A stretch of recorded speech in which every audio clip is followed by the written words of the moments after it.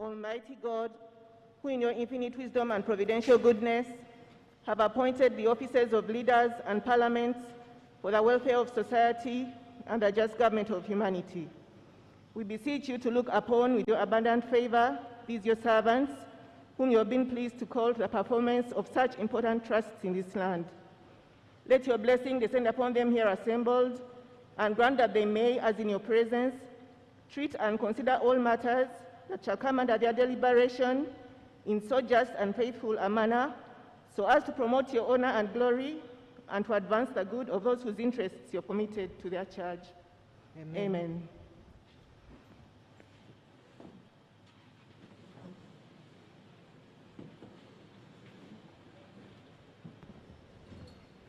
Proclamation by the Right Honorable Speaker of Parliament.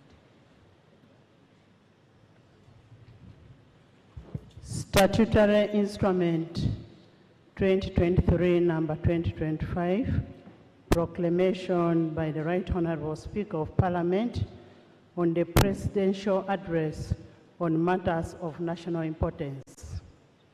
Whereas under Article 1012 of the Constitution of the Republic of Uganda, His Excellency the President of the Republic of Uganda may, in consultation with the Speaker of Parliament, address the Parliament from time to time on any matter of national importance. Aware that His Excellency the President of the Republic of Uganda has, in accordance with Article 1012, indicated to the Speaker of Parliament his intention to address Parliament on matters of national importance on Thursday, 16th March 2022.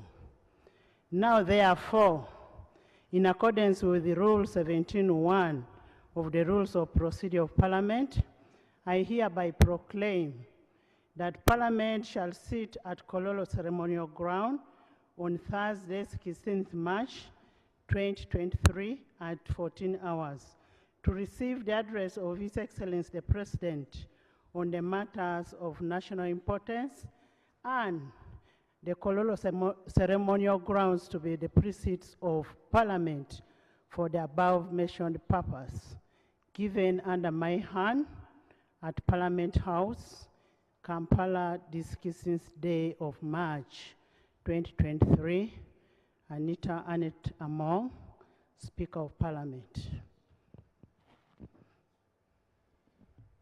Item number 4, communication from the Chair. Your Excellency, the President of the Republic of Uganda, General Yoweri Kaguta Museveni, the First Lady and Minister of Education and Sports, Mama Janet Museveni, Your Excellency, the Vice President, the Right Honorable Prime Minister, the Honorable Leader of Opposition, the Honorable Ministers, the Honorable Members of Parliament, I welcome you to this special sitting of the House, in which we are privileged to host His Excellency the President and receive his address.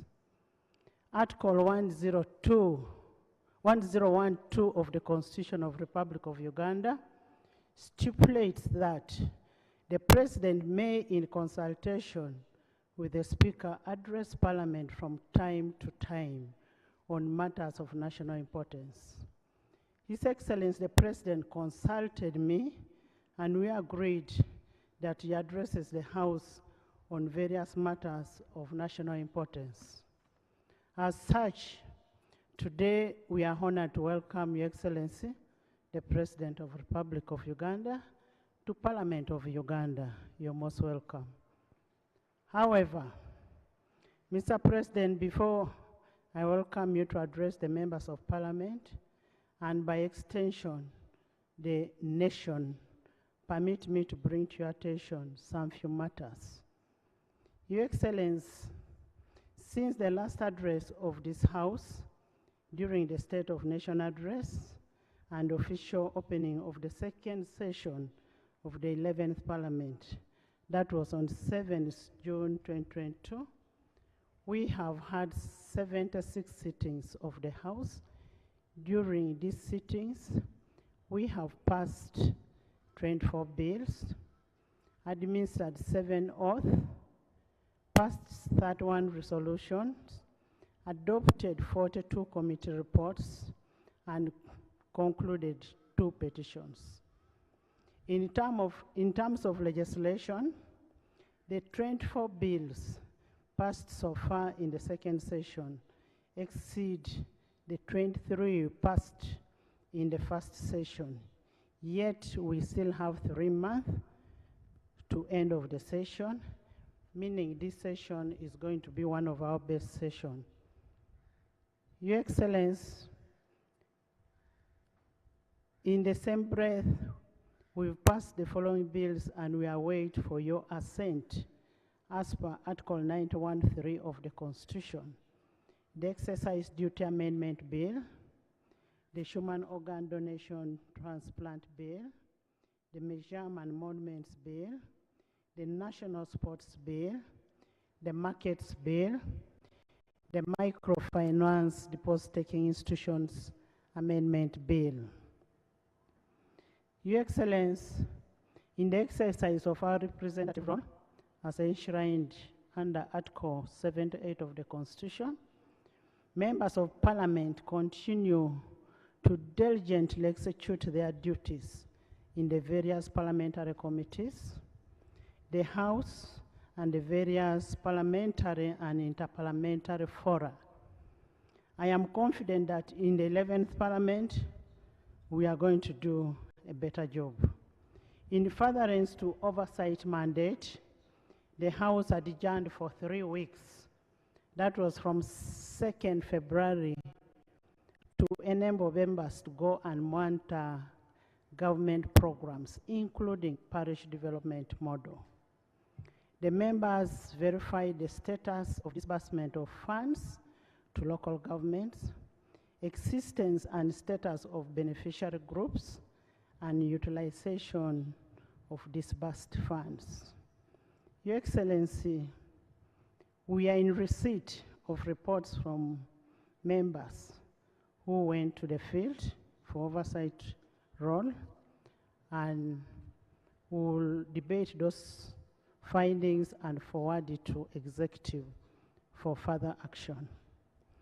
Your Excellency, on behalf of Parliament, I would like to express my gratitude to you for your unwavering support during the budgeting process. With your consistent support, we believe Parliament will be adequately facilitated to execute our mandate of legislation, representation, oversight, and most importantly, appropriation to the expectation of all the Ugandans.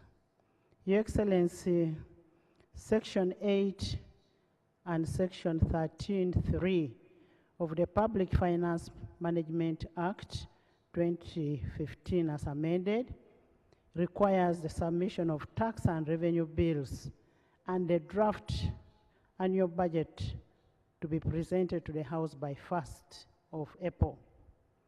Aware that you are the Chief Finance Minister, it is our plea that you cause the executive to ensure that we have the tax bills and the draft annual budget to respond to the prevailing socio-economic realities of the masses, notably in job creation, skilling, innovation, industrialization, infrastructure growth, environmental conservation, digital advancement, and gender parity.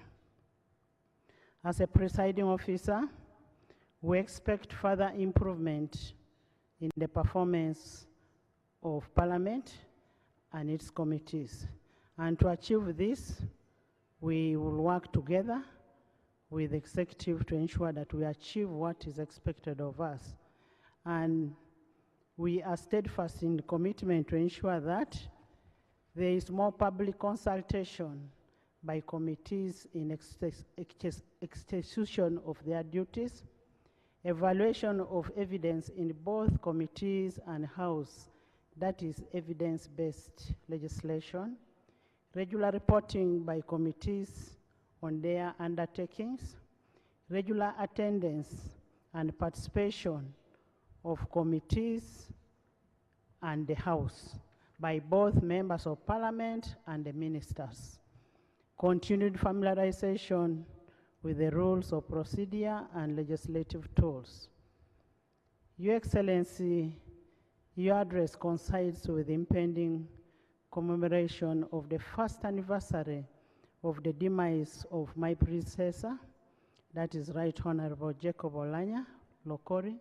The House will pay tribute to the enduring legacy on Thursday, 23rd March 2023.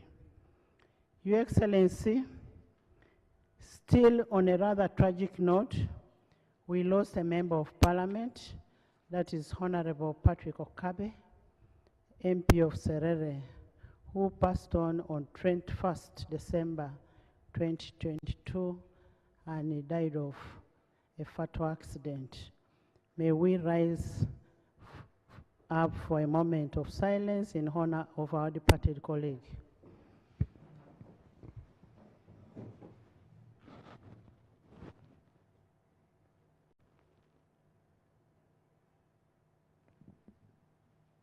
May his soul rest in eternal peace. Your Excellency and honorable members, in pursuit of interparliamentary relations and diplomacy, the Parliament of Uganda will host a plenary session of the Pan-African Parliament from 11th to 21st October 2023. And the Commonwealth Speakers and Presiding Officers Conference from 3rd to 6th January 2024. As it has been the tradition, when Uganda hosts such a high-profile international event, we will project a positive image of the Pearl of Africa and hasten the opportunities that come with such conferences. Your Excellency, following your guidance on concerns on the threats of homosexuality, what they pose to our children and society, the 11th Parliament has embarked on strengthening the legal regime to erect the moral firewall to protect and conserve our cherished cultural values as people. The House awaits the second reading of the anti-sexual bill, which is currently before the Committee of Legal and Parliamentary Affairs. The 11th Parliament is cognizant of the importance of maintaining our moral values as a foundation of order, sustainable growth, and development. Your Excellency, we thank you for your unequivocal support to the 11th Parliament in execution of its mandate. Now, honorable members, I would like to remind you of Rule 10, Sub-Rule 4A of our Rules of Procedure that state that the President, while occupying the chair of the state, may take a presidential statement which shall be heard in silence and not followed by any comment or question. I therefore implore you to abide to this rule so that we all benefit from the message that His Excellency is going to pass on to us and to the country at large. Once more, I want to welcome you. And in the public gallery this afternoon, we have the Right Honorable Dr. Richard Trodong Awany, Secretary General of the National Resistance Movement, and Professor Ephraim Kamuntu, a Senior Presidential Advisor. They've come to observe the proceedings. You're most welcome. Item number 5, invitation by the Right Honourable Speaker to His Excellency the President to deliver to Parliament in accordance with Rule 1012 an address.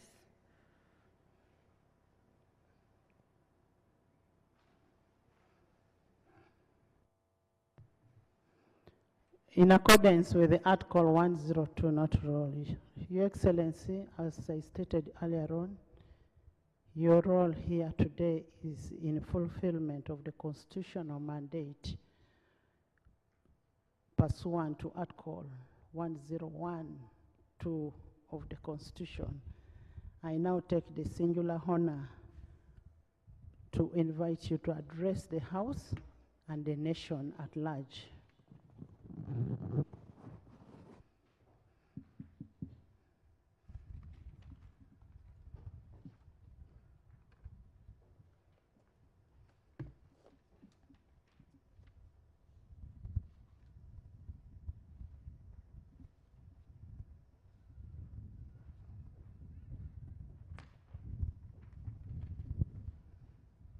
Her Excellency,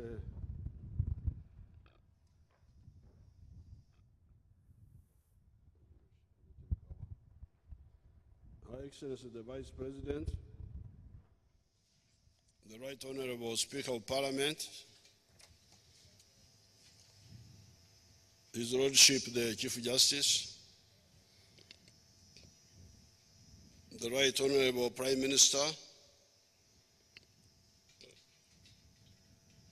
the Right Honourable Moses Chigongo, if he's here, the Right Honourable Secretary General of the NRM, other state and party leaders, ladies and gentlemen, I greet you all and congratulate you on account of going through the following calamities in the last 3 years, because we have been through so many calamities. The calamities were the following: the locusts. Do you remember the locusts?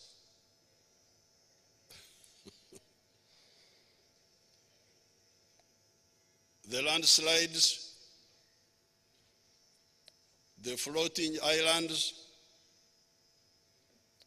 the rising waters of the lake, the corona pandemic, the Bijambias. You remember Bijambias. The problem of the high commodity prices caused by the Russian-Ukrainian war, the Ebola epidemic, the suicide bombers, etc., etc.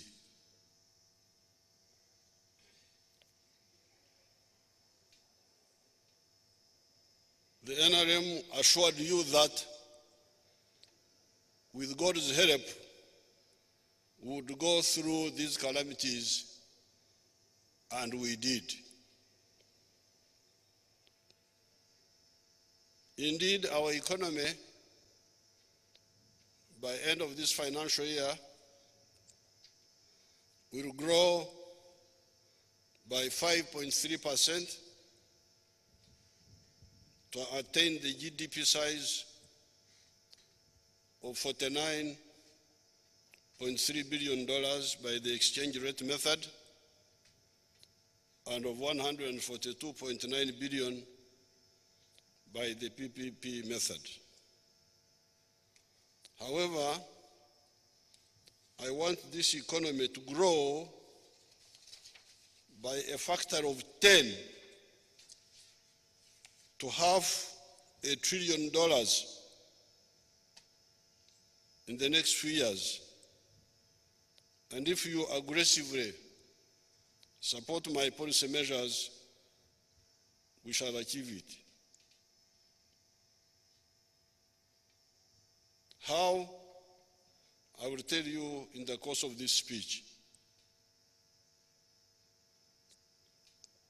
However, let me first tell you again that I congratulate Ugandans on account of going through the calamities enumerated above. I told you we would, and we did, all inconveniences and losses notwithstanding. It is in such circumstances that our Baganda people and Banyankore say, akutwala ekiro omusima obukedde, wakutwala nyekiro omusima bwashesha. The one who successfully guides you on a journey in the night, you thank him in the morning. Jesus had harsher words for his disciples.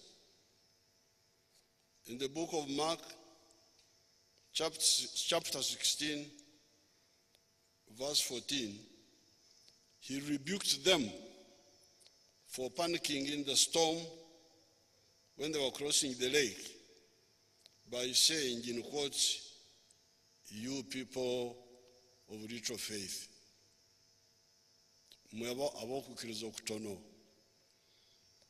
did that because those same disciples had seen the miracles Jesus had performed, and yet they panicked in the storm when Jesus was with them, although asleep in the boat.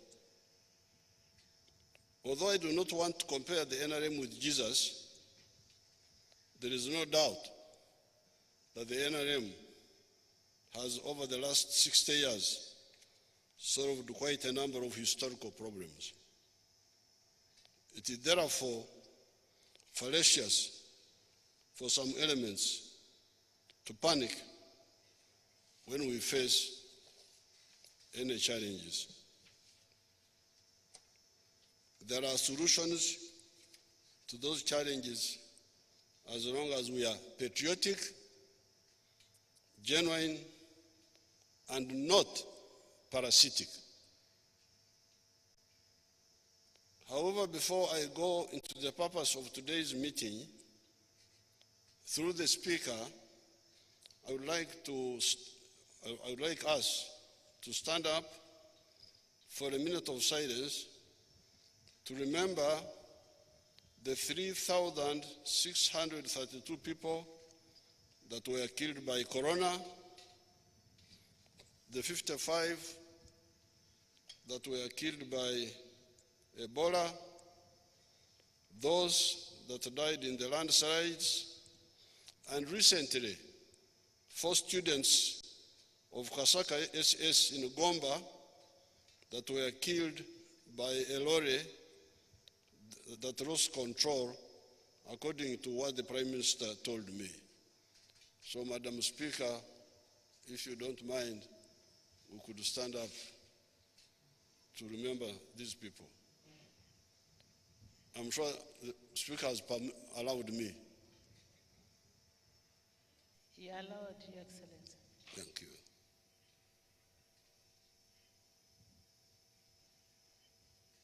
May their souls rest in eternal peace.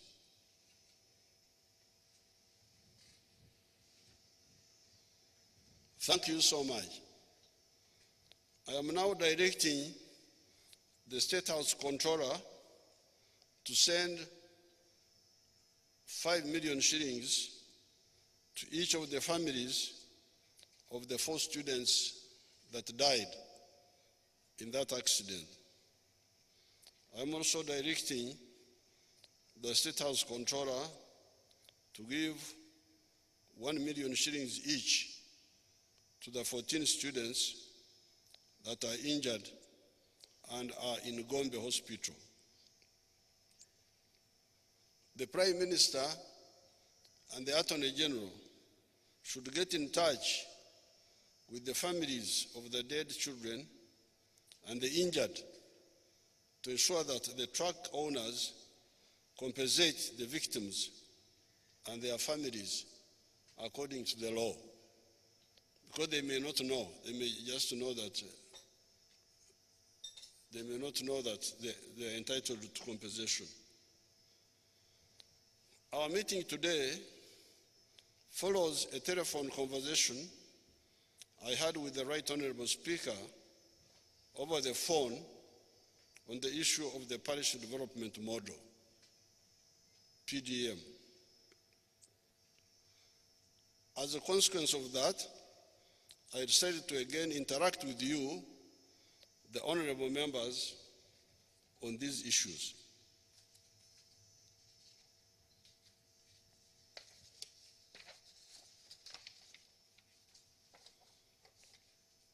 To properly contextualize the issue of PDM, I must remind the honorable members of the principles of the national resistance movement, which are patriotism, Pan-Africanism, socio-economic transformation,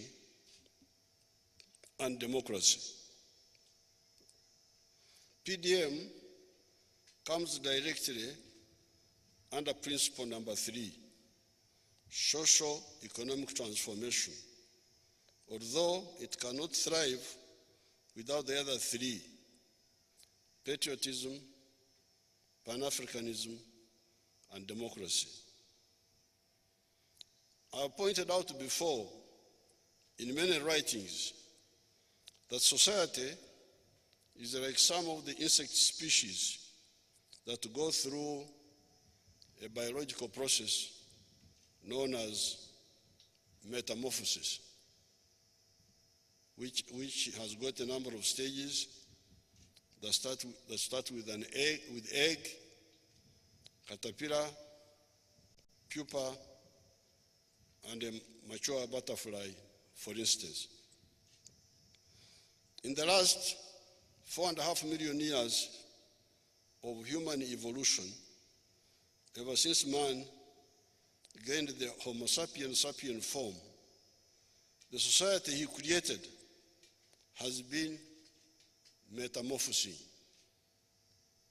Karl Marx, by 1848, when he wrote the Communist Manifesto, pointed out that up to that point, society had gone through 5 social systems. These were the primitive communalism system, the slave state, feudalism, capitalism, and were then, that time of Karl Marx, entering the system of socialism and communism. Although some greedy and narrow-minded groups in the world completely dismissed this analysis, and indeed the communists made their own philosophical and strategy mistakes, there is no doubt that the method of class analysis of society is correct, and so is the phenomenon of social transformation.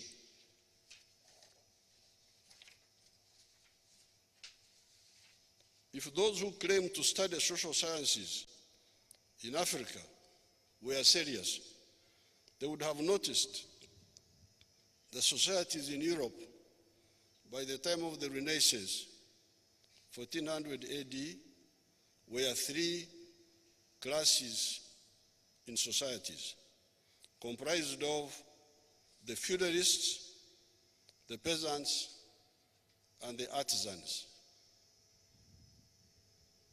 By the time of the French Revolution, 1789, the European society had evolved into a 4-class society, being the feudalists, the aristocrats, the middle class, the bourgeoisie, as they were called, the proletariat, the working class, and the peasants.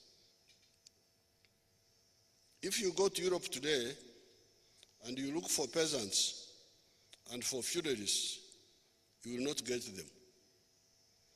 The society appears to have become a two-class society comprised of the middle class and the skilled working class. Each of these historical social classes has got different productive capacity, high or low. What was the productive capacity of the primitive communalist societies? What was the productive capacity of the serfs, who are called abasenze in our language here, abebanja, on the land of the feudal landlords, abamairo, before 1928? What is the productive capacity of the bourgeoisie that are conscious of the difference between the input cost and the final price of a product that we call profit? What is the productive capacity of the proletariat, e.g. the industrial working class, that is skilled and working for wages?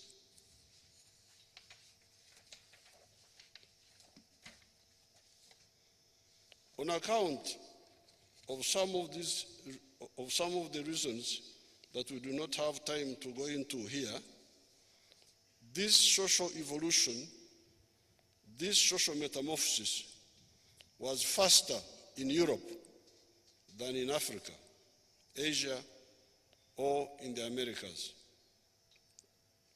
It is this lagging behind in social evolution that caused so much damage and problems to Africa, Asia, and Latin America. Indeed, by 1862, when Huntington Speke came to Uganda, our societies were three classes societies, comprised of the feudalists, abalangira, princes, and warlords as class number one. Number two, peasants, abakopi or commoners, and three, the artisans. By 1962, when Uganda got independence, the feudal class were not there any longer, or were much weakened by the colonial system, and the artisan class had either been eliminated or was greatly weakened. We don't have time to go into the details of all this, but I really suggest that you study these issues. It was only the peasantry that were still alive, but largely not involved in the new economy of money. By the census of 1969, as many as 96% of the homesteads were outside the money economy. Abakorera, ekida kyonka, teach, may each, keken, working only for the stomach. It is at this point that we came on the scene in the 1960s. Comparing with our school studies of what had happened in Europe and North America, we started wondering why there was no similar socio-economic transformation in Africa, starting with Uganda.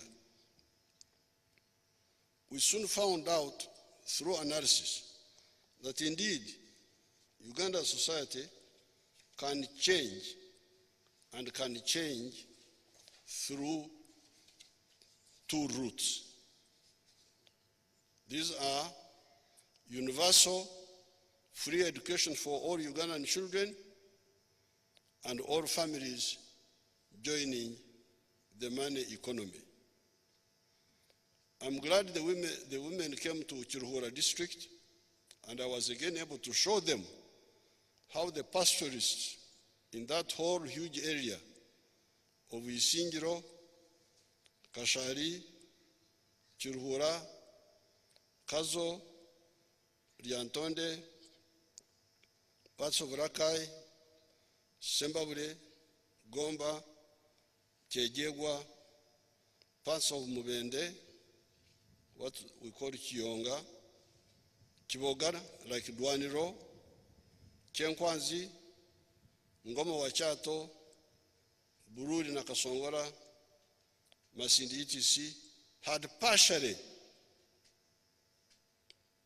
underwent social economic transformation by stopping nomadism, adopting dairy farming for cash, and sending children to school at their cost.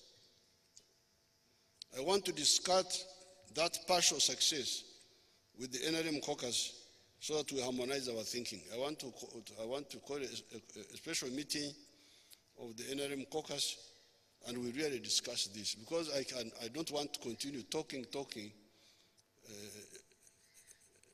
as if I'm begging people to come and cultivate my garden when I am telling Ugandan leaders to see how to rescue their people from poverty. It's not correct that we should go like this, as if I am begging people to do something for me, when we need to do this for our people.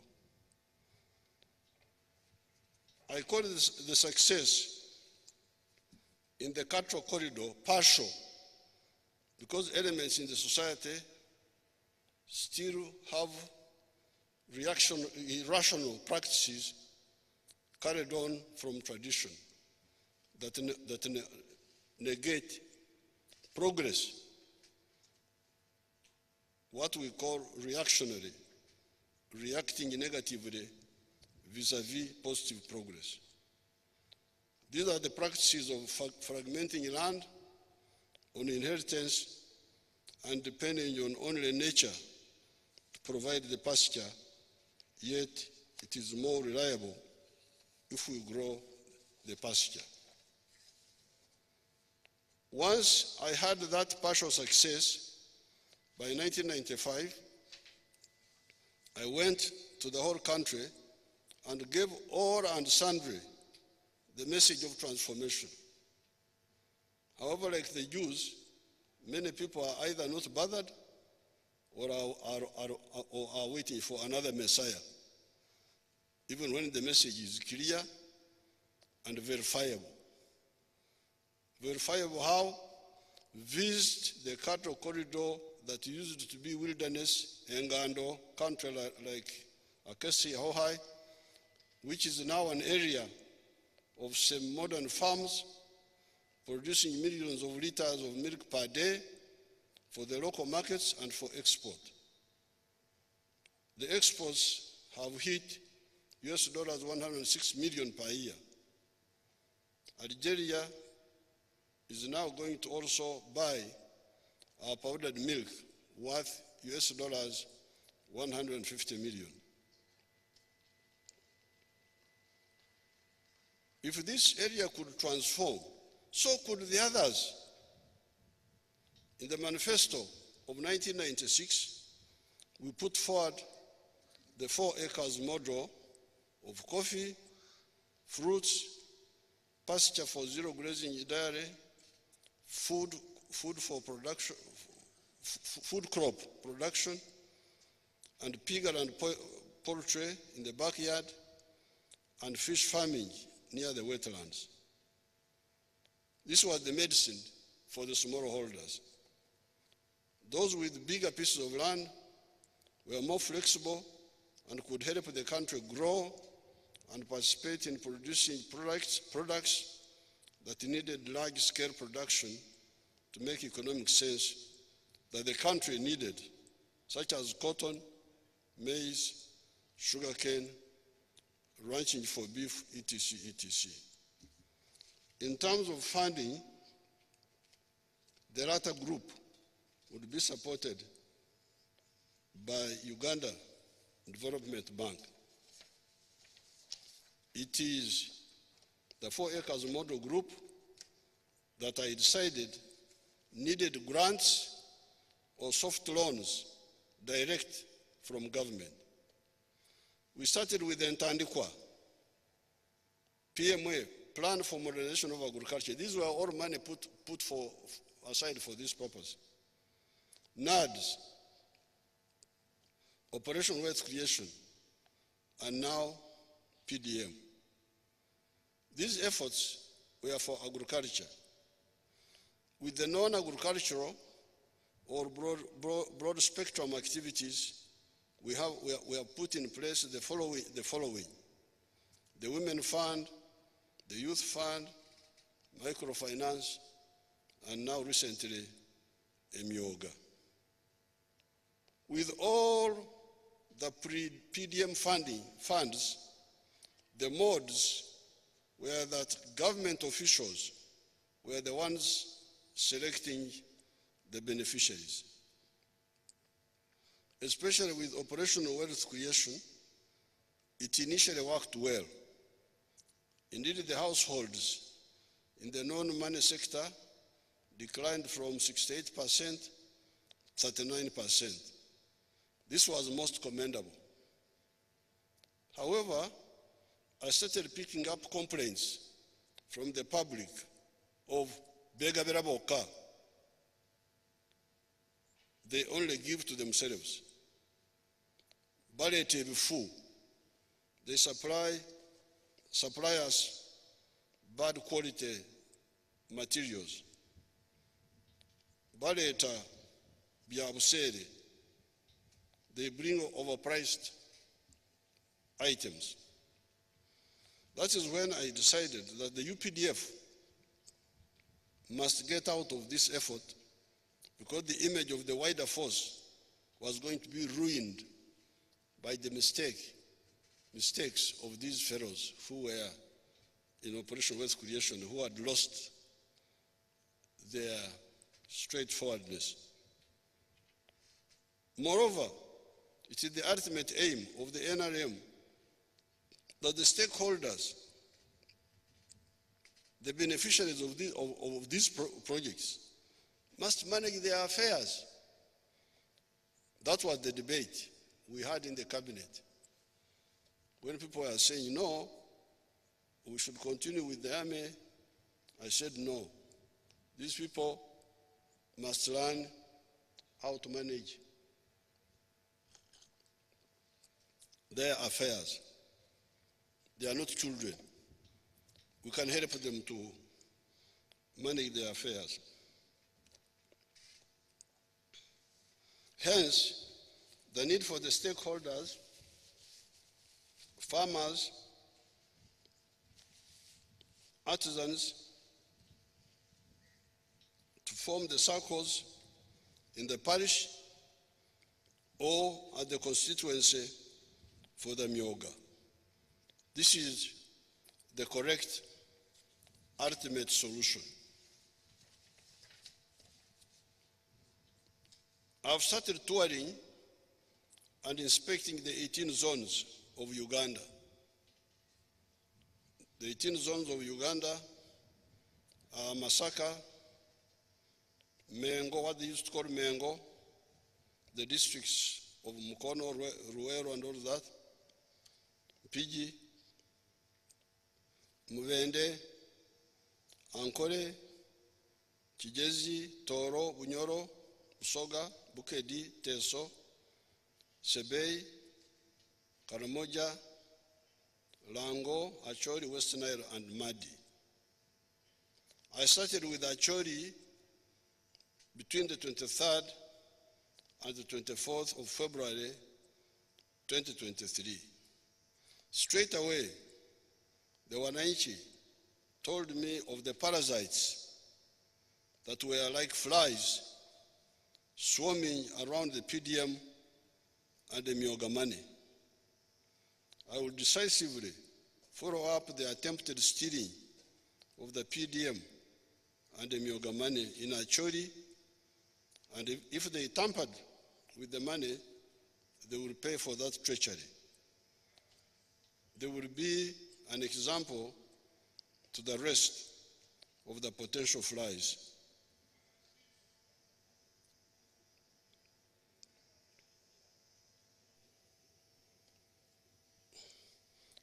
$10,594 PDM circles are to be formed. As of now, 9,538 circles, 90% of the target, have been formed. That's what the Secretariat told us.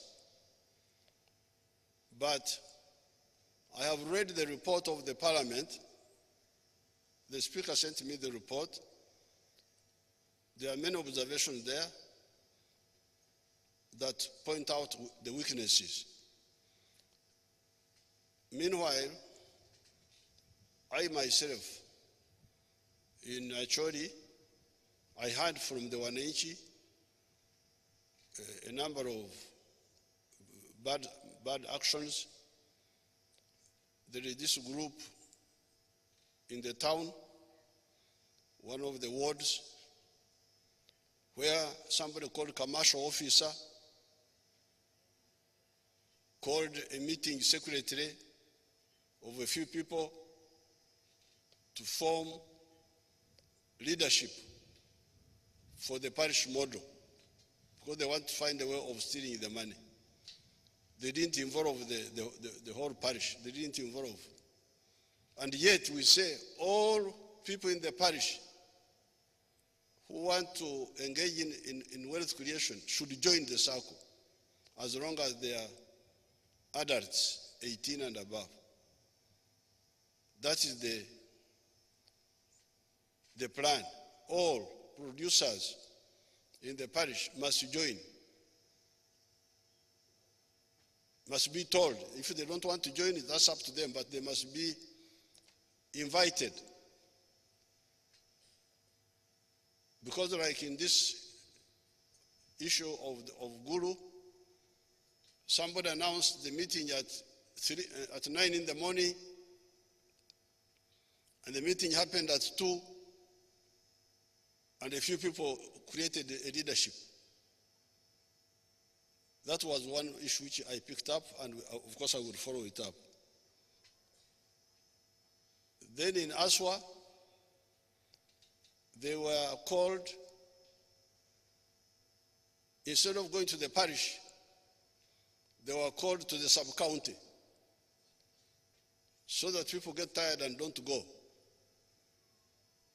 And when they were called to go to the sub-county, they were told, each parish bring 30-30. Who told you to bring? This is not indirect elections of 30-30. A parish circle is for all members, may be organized in their production groups. The ones of bananas, the ones of dairy, but all who want to engage in wealth creation must join. If there is anything that is not clear there, then at the right time, the Minister of Local Government, who has been heading this, should explain it. Then in another area, I think it is Aswa again, they were told to pay some money for membership. Now, we are going to follow up all this. And this one I got direct from the people. So these thieves are not very clever, because if you steal, we shall come and find out. That's why when I went to Acholi first day, I visited some of these farms. And then I had a meeting with the leaders. And from the leaders, I was able to get a lot of information. And then the following day, I was on a public meeting. So how would you steal? Because we are going to find out. You're wasting your time and ruining your future. So, but according to the figures of the Secretariat, they say 90% of the parishes have created the circles. How? Is it the good way or the correct way? We shall find out. Because I will go there and meet the people. And I encourage you to go and meet those people. We are sending shillings 100 million per parish per annum. Assuming each borrower takes shillings 1 million, that will account for 1 million households per annum. Again, this is another confusion. You don't know what the problem is. We talked about 1 million as an example. And the reason we talked about 1 million, we are using the example of coffee. This was last year, I think. To plant 1 acre of coffee, you need 450 seedlings. And we calculated, at that time the price was something which I don't remember, but to get 450 seedlings, we would spend 180,000 shillings of the 1 million. So the borrower would remain with 820,000 to do other things. That's why we said 1 million. But these confused people, they go and tell people, you can't borrow unless you want to borrow 1 million. No, if I want to borrow 200,000, why should you stop me? Total confusion. Oh, because they said 1 million, you must borrow 1 million. No, I don't want 1 million, I want 200,000. That's better for you, because that means you can lend more people. Why do you find that as a problem? This was also another issue. You must borrow 1 million. No, I don't want 1 million. I want 200,000. And that becomes an issue. I can't borrow. Why? Because I'm not borrowing 1 million. Then another group came and said, we want to borrow more than 1 million. That we said no. We cannot manage to. You can borrow 1 million here, you go and add on other money somewhere else. That was our answer, because some people wanted more money. And we said, if you want more money than that, then you are too big for our PDM. Go to UDB. You qualify for UDB. But here, we can only give you 1 million and you go and top up somewhere else. The circles that have been ready have been given shilling 25 million each. This money has been sent. Consequently, shillings 238.45 billion has been sent directly from the Treasury to the bank accounts of the circles. Thank you so much for doing that. Even if the money is sitting there, let it sit there until the circles are ready. Much of the money is still on the accounts. According to the Treasury, another shilling 476 billion.9 is at the Treasury waiting to be sent once the original portion has been utilized. By June 2023, shillings 1,059 billion, that is 1 trillion, will be sent. Last financial year, shillings 131.4 billion was released. And I'm glad I read the report of the MPs which the Speaker sent me. This 131 billion is not properly accounted for, because each parish was supposed to get 17 million. But according to what the Speaker sent me, some got 7, some got 10. So where did the other money go?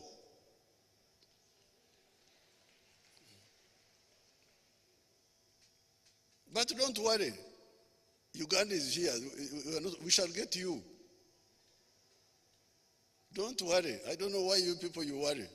That's why you develop blood pressure. The money was sent. Pesa tie kwene. Gente tie kwene. We say in our language. Esente zirudawa. Esente zajja obukadde 17. Where is the money? Very simple. These are just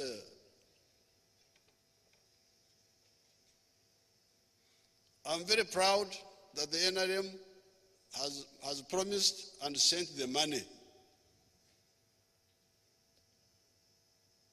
Those who eat that money is toxic. They will get problems from it. With the Myoga, shillings 100 billion has been sent each year.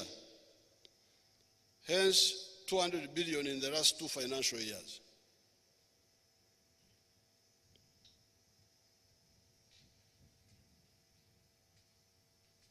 The issue I see is for you to answer the following question. Who are the Wasosodoti for socio-economic transformation? Because you see, when I read the report of the MPs, they were talking, there is somebody called focal person at the district, all those people, commercial officer, I don't know what. But the question is, who are the Wasosodoti of the principle of socio-economic transformation? Bani abakiririza mu socio-economic transformation. Who are those who believe and who should push? You should answer that question, and I will try to give you some hints. Is this the members of parliament, the LC5 chairperson, etc., or is this the chief administrative officer, the commercial officer, etc.? Can we use the cattle corridor experience for reference? Because I am here, I'm not dead. I am here. If I was dead, you would say there was the late so and so. No. Tiekan, I am here. I'm not a story, I'm not a fiction. I am here as a Msosodoti, as a priest of preaching socio-economic transformation among illiterate people. So I no longer want to be polite, because normally I'm polite, no, please. Politeness can also damage things. So, can we use the cattle corridor experience for reference? Who authored and preached the gospel of socio-economic transformation in the cattle corridor? Because remember, in the cattle corridor, there were two jobs: to author, think of a solution, and then preach it. Here we are not disturbing you with authoring, even if you don't author, but preach. Preach.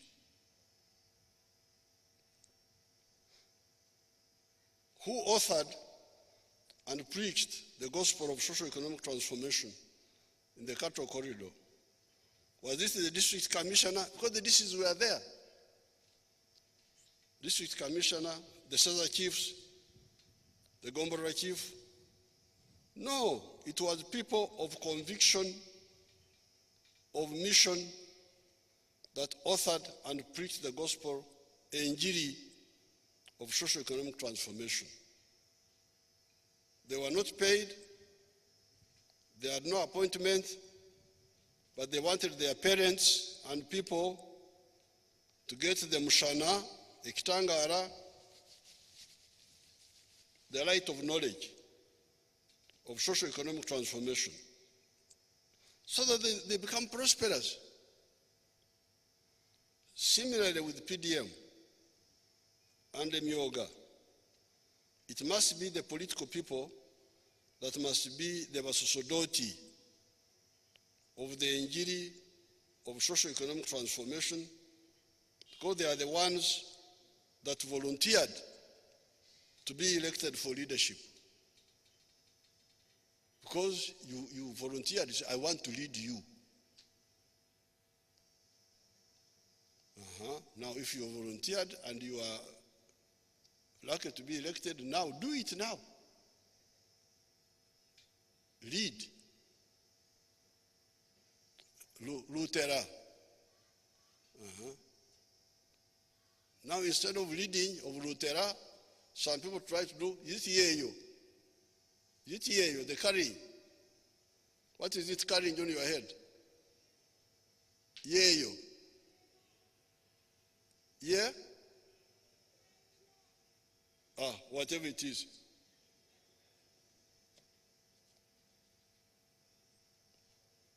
Bakulonda okukulembera abantu sikubetika. You are elected to lead people, not to carry them. And you lead by preaching.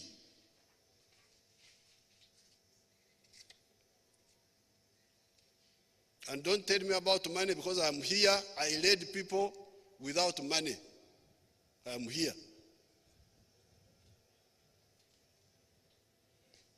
I led them to fight, not to eat matoke. I said, let's go and fight and die, but for a good cause. And they listened to me. Leading is not money. Don't bring up issues of money.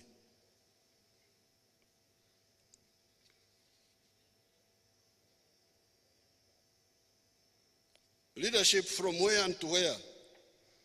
Leadership from tradition in poverty to prosperity. It is good for the civil servants to associate with this forward movement. When we were mobilizing, sometimes some of the civil servants would be positive. But even if they were not positive for us, we would go ahead. However, if they do not, the change makers can force them to implement even what they do not like or what they do not understand. Therefore, in my view, if the money is not used this year in the right way, let us keep it. Let us not panic. The issue is not spend the money. The issue is spend the money correctly. If they are not ready, let's keep it. Let's keep it. Not divert it, keep it. So that the fund builds up. Because remember, this money is really a nucleus for the parish bank. This year, we are bringing 100 million. Next year, another 100 million. Next year, about another, in 4 years, 400 million. And if they want, members of the circle, once they are convinced, they can start saving and adding on, so that it becomes a big bank for them. So don't talk of bringing it, taking it back. No. Keep it aside until they are ready to use it. Because once they learn how to use it, even you as leaders, you will have less problems. Because you will be able to tell them that there is your money there. You go and use your money. Because the money is there.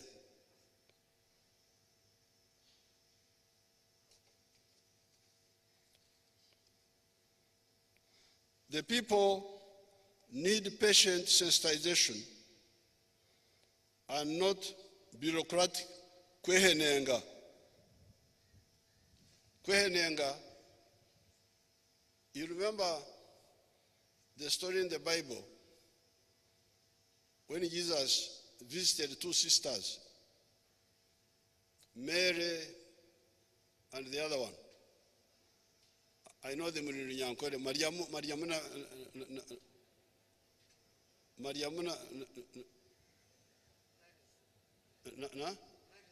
Marza.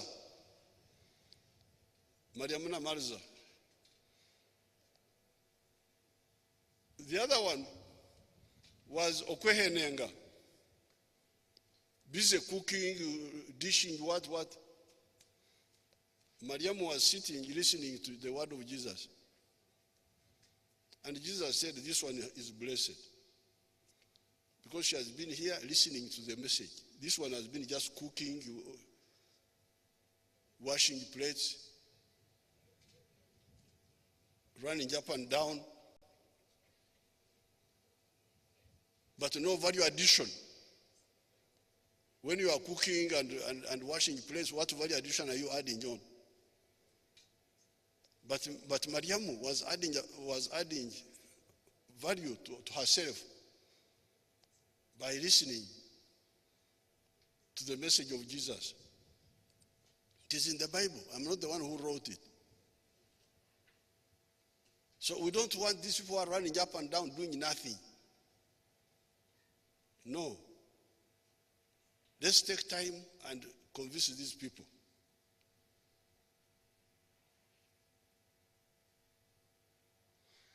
And by the way, you should be very careful, because some years I went to Kasese, to Mobuku irrigation scheme. I found there a man called Mudusu. I think he must be still there, growing mangoes. And he said, I did this when I heard your speech, my speech, on the radio. He told me, Mudusu. I went to Rengaju. Our man there, the man of Rengaju,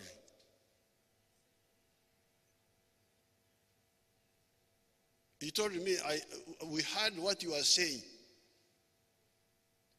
Now, recently I was in Paicho, and the man there I visited with his wife, he told me, I heard what you are saying on the radio. Imagine Museveni from Kampala. These people in Paicho heard me. And the one of Kasese heard me. You can go and check with them.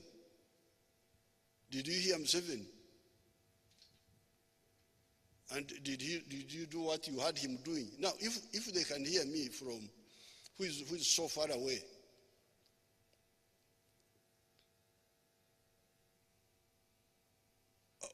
how about people who are near? So we are the ones to cause socio-economic transformation. This is principle number 3 of the NRM principles. Socio-economic transformation.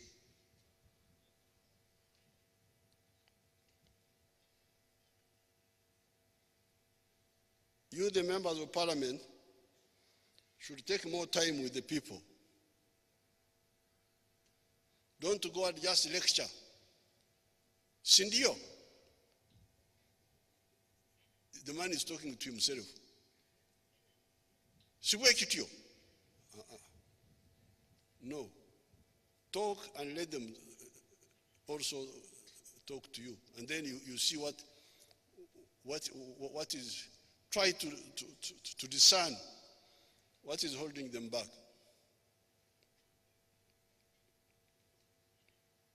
And don't buy food and all those things. If they don't want to come, let them not come. You tell them that I don't have money to buy food and all that because you are not a hotel.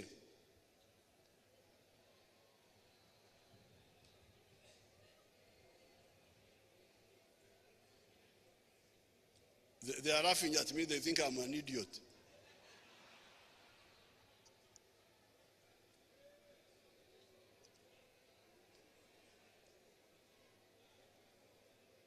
Awumusoga wa kobera ntono musada taidi charu kukoba nchidi. The people go to church that the reverend feed them.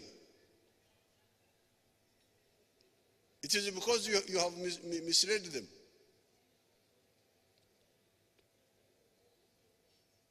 In the United States, because I hear many people like United States, if you want to be president in the United States, you declare, you say, I want to be president, and this is what I want to do. And then people who believe in what you are saying fund you. They contribute. If they don't bring enough funds, you leave it. You say, I have not got enough funders. These are the democracies you admire. But here, you have turned it upside down, and it's not correct.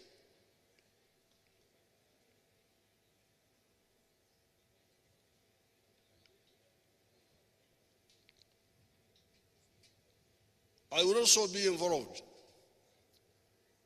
because I am going to tour all the zones. I will be touring 2 zones per month. And I'm sure some people will listen to what I'm saying because they have done it before. I have succeeded in the cattle corridor with the dairy. I have succeeded in Ikisozi area with the 4 acres model or less. We have succeeded in Ruengaju, Nyakana. Nyakana is our active person there. We have succeeded there. We have succeeded in Masaka. Masaka, there is a little bit of some progress with coffee. Even Ibanda, there was some progress with coffee. In Karangara with palm oil. In Ubundubujo with cocoa and coffee and vanilla, although vanilla is very erratic.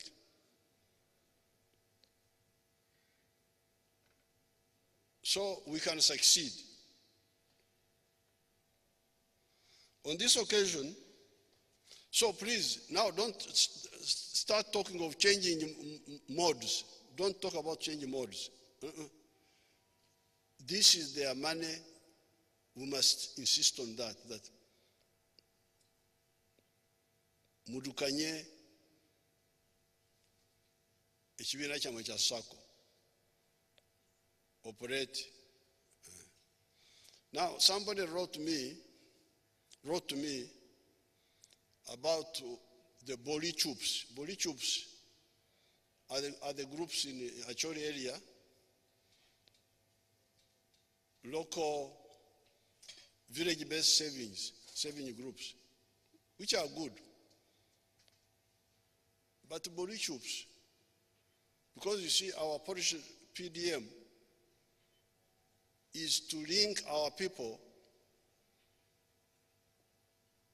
with the national market, the East African market, the African market, and the international market.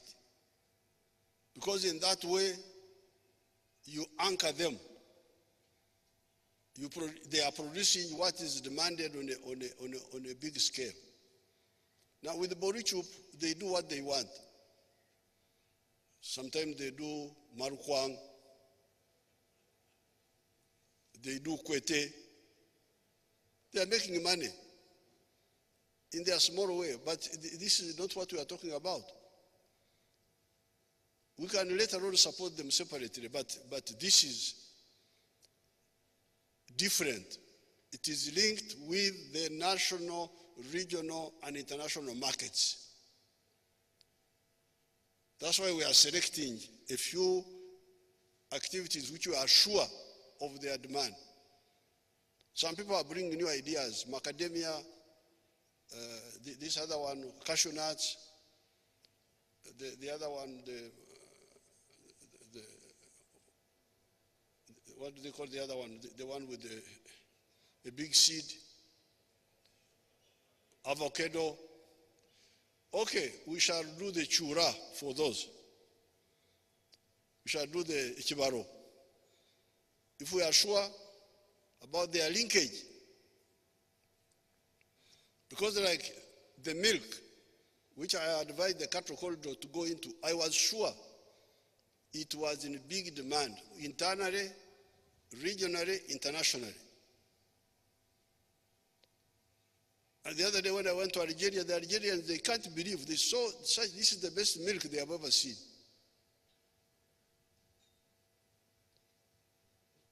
According to what, because they sent a group here to go on, they took samples, took to their lab. So there's no way this milk will okudiba. If we had problems with our neighbors who are not to do that, then there is the bigger market far away. Even Nigeria is buying a lot of milk. And we are selling milk to Syria, to also all those countries. So the PDM is first of all how to make money, good money on a small area in a product or products that have got a national, regional, and sometimes international demand. So don't mix it up with the buruchop, with the tuezike, with what? In Ankole they have got what they call mwezike. You bury yourselves. Now, for the barriers, that's a different operation. So please, stop okumagamaga, looking this way, that way. No. This is the final position. PDM must work. The Myoga must work. The Kumagamaga looking this way, please. Because now, because in the past they were blaming NADS. About NADS, Bega Veraboka. Okay, we brought army. Now the army, Bega Veraboka, okay. If you have a car, now you do it yourselves. Here is the money. It is low interest money. It is yours. Here is the money. And next year I'll bring more money. Now, I watched some TV groups. Some of these youth on some of the stages. We hear about PDM. but we don't see it. You go and look for it.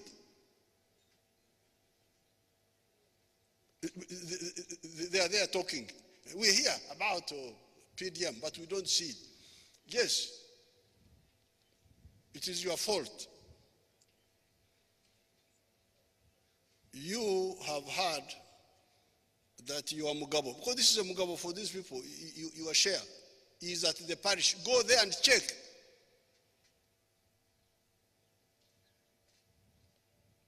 That's nonsense. You should be told, you go and check. And check with your member of parliament.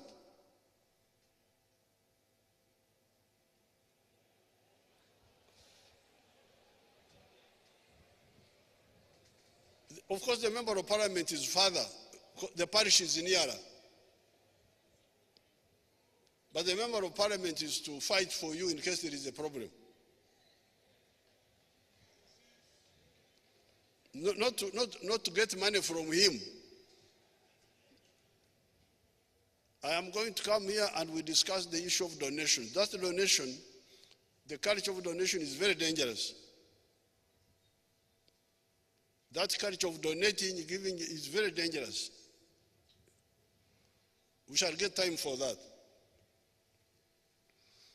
On this occasion, I have not talked about the sectors of wealth creation.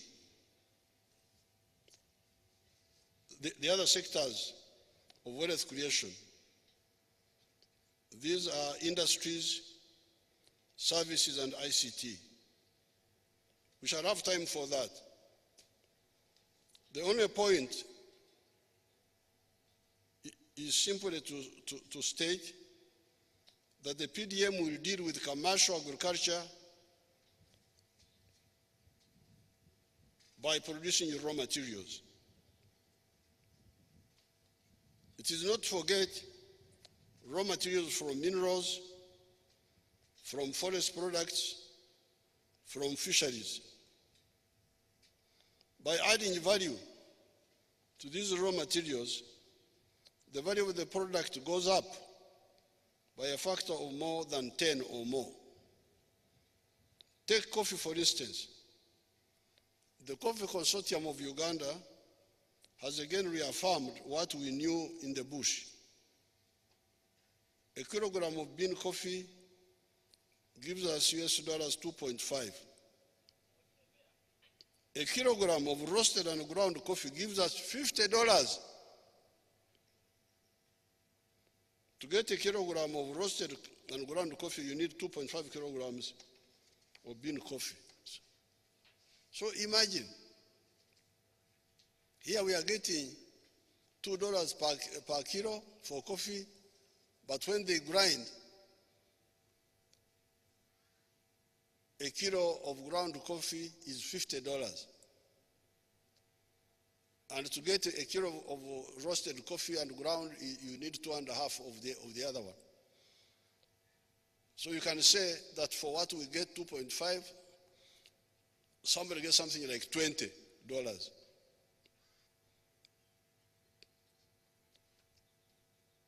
I will come back, we shall meet in the caucus of the NRM and discuss this slavery.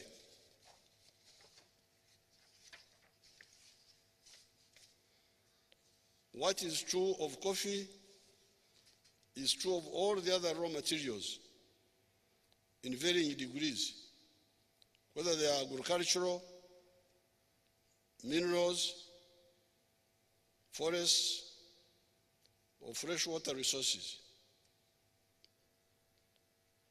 You now see how the present economy of $49 billion can jump by a factor of 10, $500 billion in a very few years.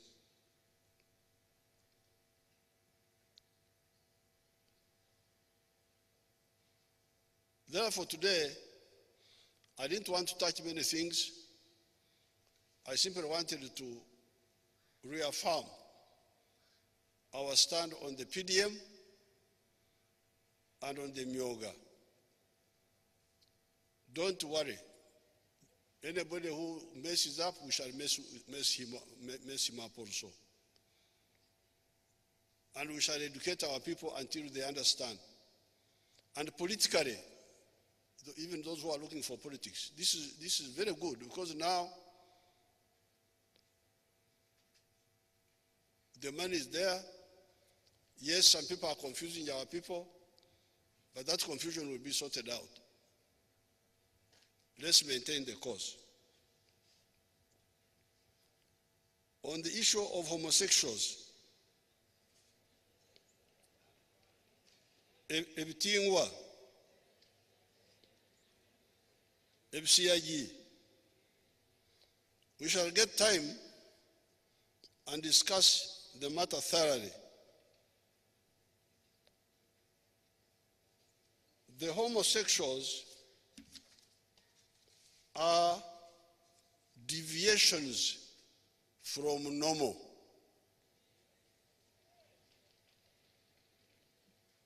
Why?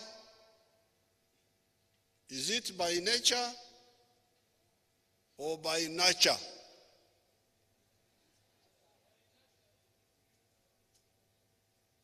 We need to answer those questions. This deviant,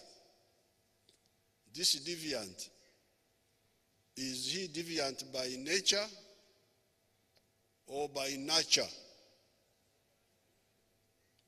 We need a medical opinion on that.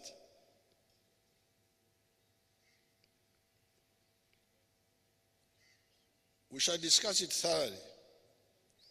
The Western countries should stop wasting the time of humanity by trying to impose their practices on other peoples.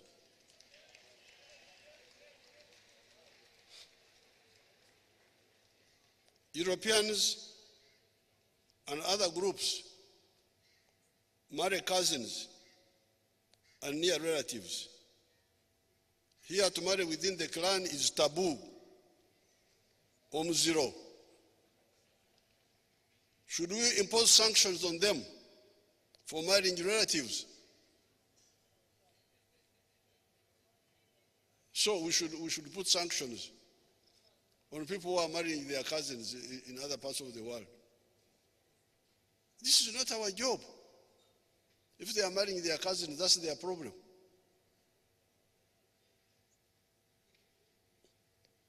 Sex in Uganda and maybe in other parts of Africa is confidential. Even heterosexuality, even the heterosexuals, they do it confidentially.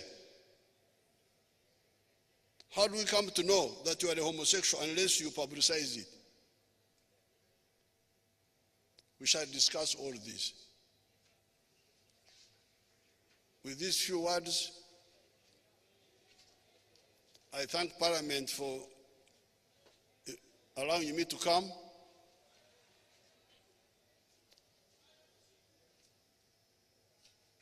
And say a few words to you.